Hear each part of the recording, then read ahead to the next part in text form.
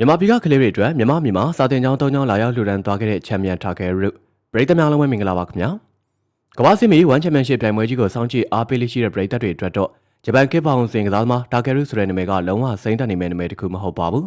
ဂျိုအိုင်းနဲ့ကိုရောက်ပြီဆိုတာနဲ့ပြိုင်ဘက်ကိုအသက်ရှူပေါင်းမပေးဘဲဒရက်ဇက်ဖီအားပေးတိုက်ခိုက်တတ်တဲ့သူ့ရဲ့ဂျန်တန်တဲ့ကစားဟန်တွေကပရိသတ်တွေကိုအမြဲတမ်းရင်ခုန်စိတ်လှုပ်ရှားစေခဲ့တာပါ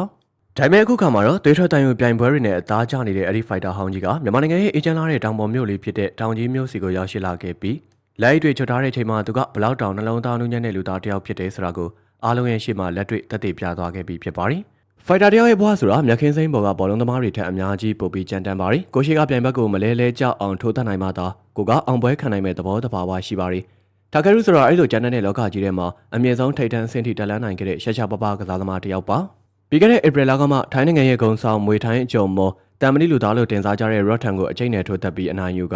ဝမ်ချန်ပီယံရှစ်ရဲ့ Flyweight ကစ်ဘောင်စဉ်ကမ္ဘာချန်ပီယံကပတ်ကြီးကိုဂုဏ်ယူဝင့်ကြွားစွာဆုပ်ကိုးနိုင်ခဲ့သူဖြစ်ပါတယ်။ဒါအပြင်မြန်မာပရိသတ်တွေရဲ့အသေးကျော်လက်ဝဲအကျော်မော်လီတန့်စင်နဲ့လည်းဝမ်ချန်ပီယံရှစ်ဂျိုးဝိုင်းနဲ့မှရင်ဆိုင်ရှင်ပြိုင်ခဲ့ပူတာကြောင့်မြန်မာပရိသတ်တွေနဲ့အတော်လေးကိုယဉ်နေပြီးသားကစားသမားတစ်ယောက်လို့ဆိုရမှာပါ။ဒါပေမဲ့ဂျိုးဝိုင်းနဲ့မှပြိုင်ဘက်ကိုအလဲထိုးဖို့ဝင်မလေးခဲ့တဲ့ဒီချန်ပီယံကြီးကဂျိုးဝိုင်းမြန်မာကိုရောက်တဲ့အခါမှာတော့လူသားဆန်မှုအပြည့်အဝဆုံးနဲ့လိုအပ်နေသူတွေကိုကိုကြီးဖေးမတက်တဲ့ Pride မင်းသားတစ်ပါးဖြစ်အသွင်ပြောင်းသွားလေးရှိပါတယ်။တကယ်တော့တာကယ်ရုကဖိုက်တာဘောကနေအနားမြုပ်ခင်ကလေးကအလှူအတန်းတွေ Pride လုပ်ငန်းတွေကိုအားတက်သေးလှုပ်ဆောင်လေးရှိတဲ့ရှာရှာပပစိတ်ထားပြေဝသူတစ်ယောက်လည်းဖြစ်ပါတယ်။ကစားသမားဘောကနေအနားယူလိုက်ပြီးဖြစ်တဲ့တာကယ်ရုကအခုရက်ပိုင်းအတွင်းမှာပဲမြန်မာနိုင်ငံကိုအလဲပတ်ရောက်ရှိလာခဲ့ပါတယ်။တာမန်နာမည်ကျော်ရီလိုအပန်းဖြေခရီးထွက်လာတာမျိုးတော့မဟုတ်ပါဘူး။သူ့ရဲ့ရွယ်ချက်ကရှင်းပါတယ်။အခုညီလိုအပ်နေတဲ့နေရာတွေကိုတွားရောက်ပြီးတော့သူ့ရဲ့ချွေးနှဲစာတွေနဲ့တိဆောက်ထားတဲ့အင်အားတွေကိုပြန်လည်မျှဝေပေးဖို့ပါပဲ။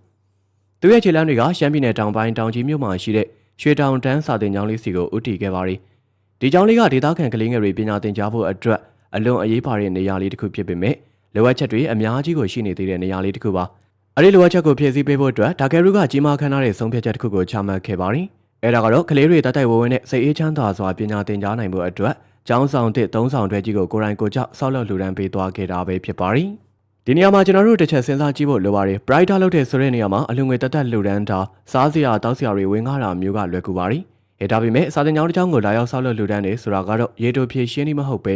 နိုင်ငံတကာရဲ့အနာဂတ်မျိုးဆက်သစ်တွေအတွက်ရေရှည်ရင်းနှီးမြှုပ်နှံမှုတစ်ခုကိုလှုံ့ဆော်ပေးလိုက်တာပါပဲ။တာကယ်ရုအနေနဲ့ဂျပန်နိုင်ငံသားတစ်ယောက်ဖြစ်ပေမဲ့ဒဇိမ်းမြေဖြစ်တဲ့မြန်မာနိုင်ငံကကလေးငယ်တွေရဲ့ပညာရေးအတွက်အခုလိုတကူတကလာရောက်ပံ့ပိုးပေးခဲ့တာကတကယ်ကိုလေးစားအထူးယူစရာကောင်းလာပါပြီ။ဂျိုးဝိုင်းထဲမှာချန်ပီယံကပတ်တွေရယူဖို့နေမနာညမနာလေ့ကျင့်ပြီးတော့ပေးဆက်ခဲ့ရတဲ့သူ့ရဲ့ကြိုးစားမှုတွေနာကျင်မှုတွေကနေရရှိလာတဲ့အသီးပွင့်တွေကို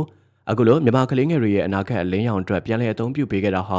ဘလို့ချန်ပီယံကပတ်တက်မဆိုပိုပြီးတန်ဖိုးကြီးမားတဲ့အရာတစ်ခုဖြစ်ပါတယ်။ပြောရရင်တော့တာကယ်ရုကဝမ်ချန်ပီယံရှိရဲ့သမိုင်းဝင်ချန်ပီယံတစ်ယောက်ဖြစ်ကမ္ဘာကိုခံပညာတိုင်းပေါင်းစုံလောကမှာမှတ်တမ်းဝင်ခဲ့ပြီးဖြစ်သလိုအခုအခါမှာတော့မြန်မာနိုင်ငံတောင်ကြီးမြို့လေးကကလေးငယ်တွေရဲ့ရင်ထဲမှာလေးမေးဖြောက်လို့မရနိုင်တဲ့ဂျေဆုရှင်ကယ်တင်ရှင်ကြီးတစ်ယောက်ဖြစ်နောက်ထပ်သမိုင်းစာမျက်နှာကိုလှပစွာရေးထိုးနိုင်ခဲ့ပြီးဖြစ်ပါတယ်။ဂျိုးဝိုင်းနဲ့မှာပြိုင်ဘက်တွေကိုအလဲထိုးနိုင်ခဲ့တဲ့လက်သီးပိုင်ရှင်ဖိုက်တာကြီးကလက်အိတ်တွေချွတ်လိုက်တဲ့အချိန်မှာတော့စာတင်ကျောင်းတွေတိစောက်ပြီးကလေးငယ်တွေရဲ့အနာဂတ်ကိုပုံဖော်ပေးနေတဲ့အမှုပညာရှင်တစ်ယောက်ဖြစ်နေခဲ့ပါပြီ။လာမဘွားကနေအနားယူသွားပြီးဖြစ်ပေမဲ့တာကယ်ရုရဲ့လူသားဆန်တဲ့ Pride ခရီးစဉ်တွေကတော့အချိန်ဟုန်ပြင်းပြင်းနဲ့ရှေ့ကိုဆက်လက်ရွှေ့နေဆဲဖြစ်ပါတယ်။